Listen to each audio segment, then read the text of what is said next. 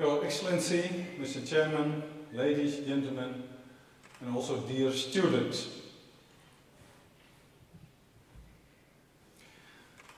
I have the privilege to address you about the third angle. The question was maybe the left or the right.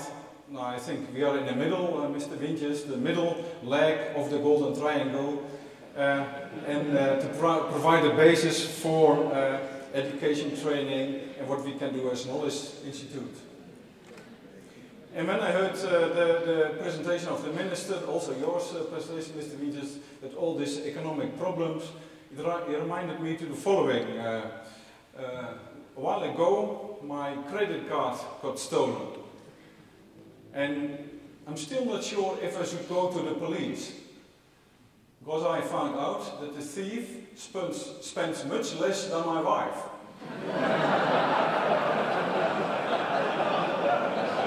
And I'm not sure if you do have a credit card for the whole economy, but maybe I couldn't get this example out of my head. Let's go to my presentation, because the chairman, Mr. Dijkhuizen, told me that I only have exactly 20 minutes and he would check with a stopwatch. I want to introduce some aspects of entrepreneurship, risk and strategy, and focus there what our institute, but also other knowledge institutes and schools can contribute to this. And also the importance for us of the Golden Triangle in our functioning, with 3 short examples. But first, to set a little bit the scene about what is entrepreneurship, risk, strategy. So I'm not very scientific at the moment. People are interested in the references, I can give them, but there's a little bit of research that came up from our university the last years. Let's first talk about entrepreneurs. So entrepreneurship has everything to do with entrepreneurs. And they have some characteristics, you can see here. They are always characterized by enthusiasm. I think this is very common. Although I do see some people who are already disappointed in the audience, I apologize for this.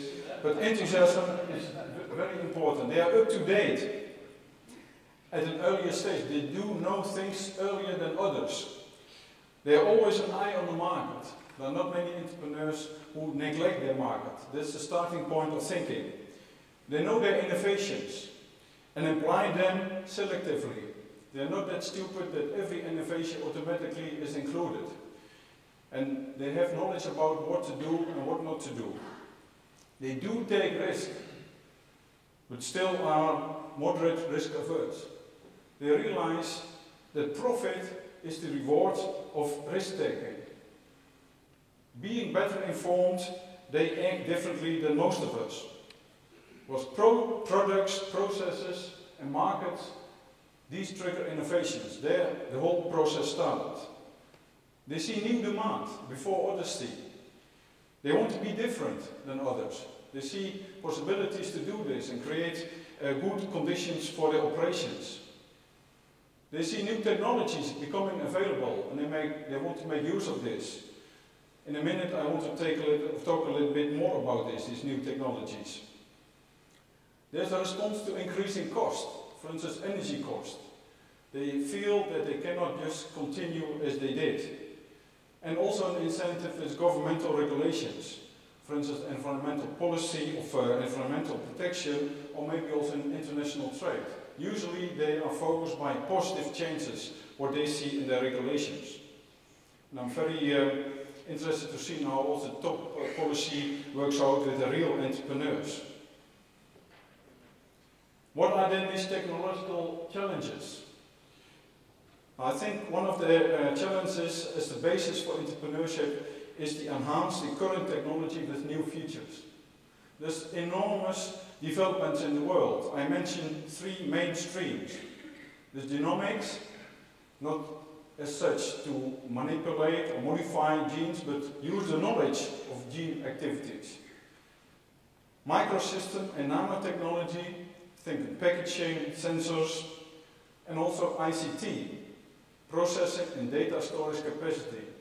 Outside agriculture, so outside our influence, these technologies have developed enormously, and I'd like to say here that in agriculture, and maybe all of the top teams, only a small fraction is used. There's largely unexplored possibilities here. But entrepreneurs need to translate them into business, into new business, to use them for productivity improvement and maybe emission reduction. We also are all worried about this. So precision agriculture, smart farming, smart food chains are examples that can be improved a lot and benefit a lot from these technologies. Also plant, animal and human health and well-being can benefit by using knowledge of genomics, also by nanotechnology in logistics and ICT.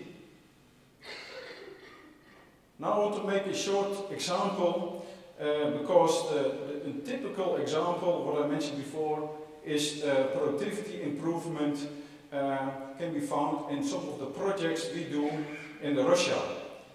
My colleague Frank Lensing, who is currently in Russia, is involved. And I'd like to ask Frank to tell something about it. Thank you, Ruud. Russian entrepreneurs invest a lot in improving their dairy farms for the last 10 years. They start up with investments in hardware. That means that they invest in, for example, milking parlors, barns, feeding wagons and other machinery, but also in dairy cattle. The next step is that they invest in skills of managers and workers to use the machinery. We help them to make a whole improved program for their dairy farms.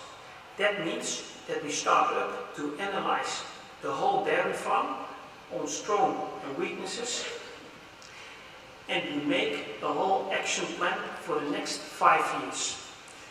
We use the knowledge we already have from Holland to improve the skills and to educate the workers.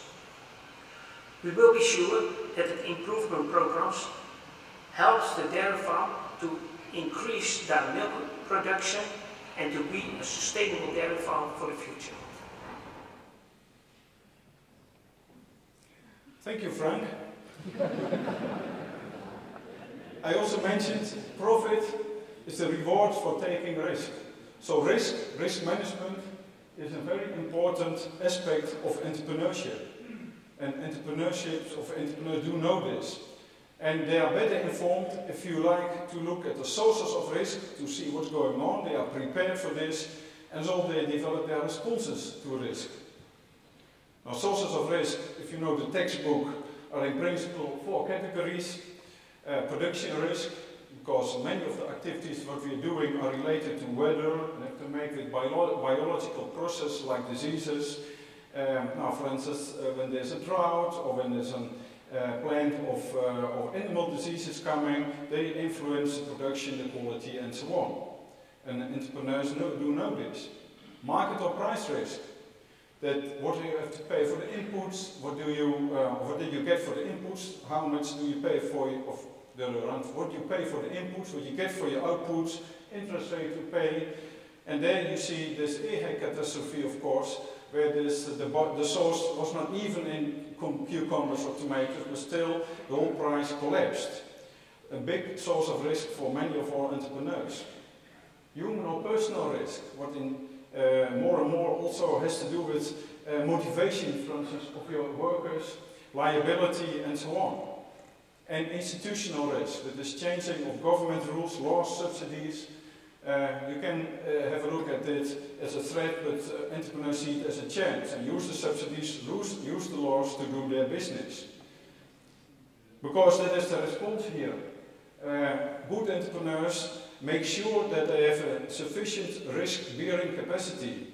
The basis has to be found in a farm or chain funding. They have some reserves and they are not bankrupt when it's a little bit going not that well. Information, training and prevention. People are involved, people train their people, they think about the future, they have a plan what can happen in all kinds of situations. Also diversification and flexibility is a response. Increasingly you see also farms who diversify in several regions, spatial diversification. They have the businesses in a few countries, so they spread their risk. And also to conclude, contract marketing, futures trading and insurance.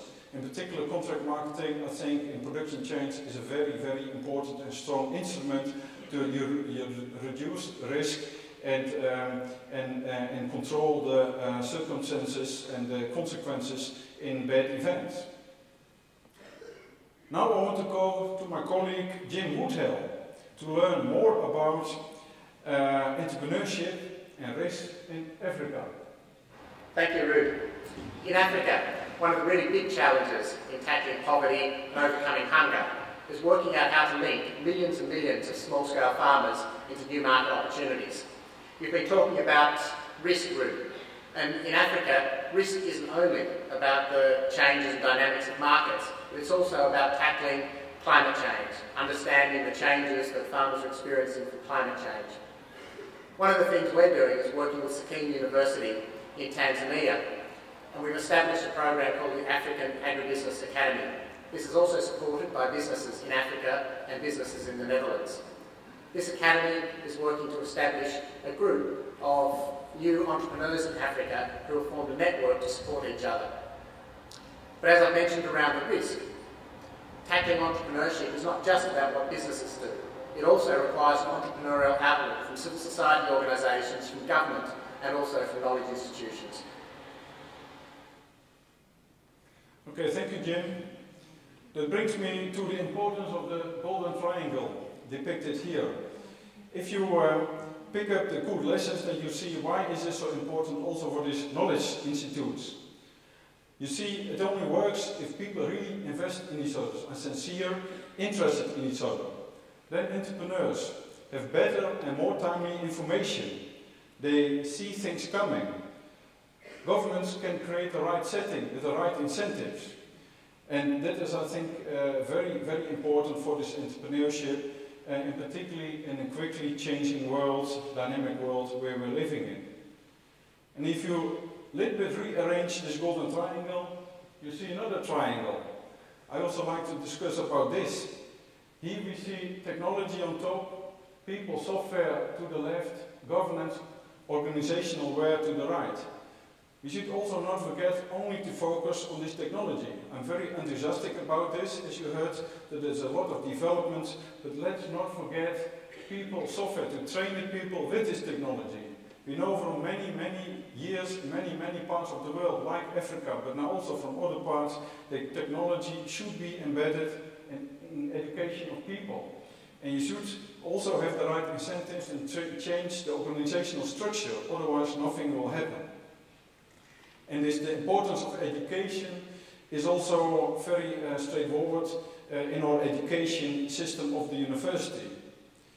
An example is, in fact, comes from one of our alumni, Harmke Klunder, and I'd really like to hear the experience of her in this education as an alumni. Harmke, the floor is yours. Thank you, Professor. I came to Wageningen to study the Bachelor in Food Technology and a Master in Food Safety. During my Master, I got interested in the topic edible insects as an alternative protein source. Actually, in your Master, you can choose your own path. For instance, the thesis and the internship. I decided to specialize myself more in the topic that I was really interested in during these assignments. After I graduated, I wanted to continue with the topic of edible insects. For that reason, I started my own business to be able to participate in projects related to this.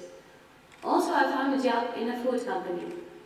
From both these experiences now, if I look back, I realized that in the university we learn to analyze things and write big reports. However, in businesses you need to be more quick and practical and hands-on, which is difficult if you come straight from university. Another thing that I find that I learned a lot from is taking your own initiatives, because the path will not be paved for you after you graduate. Thank you, Harmke, for your contribution. Mr. Chairman, Mr. Minister, ladies and gentlemen, I'd like to end this presentation with some conclusions from the symposium of this afternoon. It was about inspiring examples in the Golden Triangle. And here we see the 4 programs that were run this afternoon. You actually also saw them in the invitation, and many of you participated. And we collected some observations from the discussions there, and then that was very clear. The first conclusion was the importance of the short lines. It is important to have short lines in this triangle and have high commitment, otherwise it will not work. Also the importance of public-private partnerships, formal or informal, play an enormous role in these successful examples. And again, that was demonstrated that even the more important is this in a dynamic world and quickly changing world of today. Ladies and gentlemen, I'd like to conclude with my final golden triangle. So you can see that I'm really convinced with golden triangles, but I rearrange them a little bit. Research and education is here on top. Innovations and business. Because some people think if you do research and education, fundamental research, it automatically results in innovation. That is absolutely not the case. You have to work very hard and very committed to convert or to further develop fundamental research into innovations. There are examples, but it's not automatic. But also not automatic from innovations to business. You have to invest in all the three angles to do this. And the feedback is also very important. The business gets signals back to innovations and research and education. Only with, I would say, true love is what counts. And also in this respect, so to say, a one-night stand is by far not enough. Thank you, ladies and gentlemen, for your attention.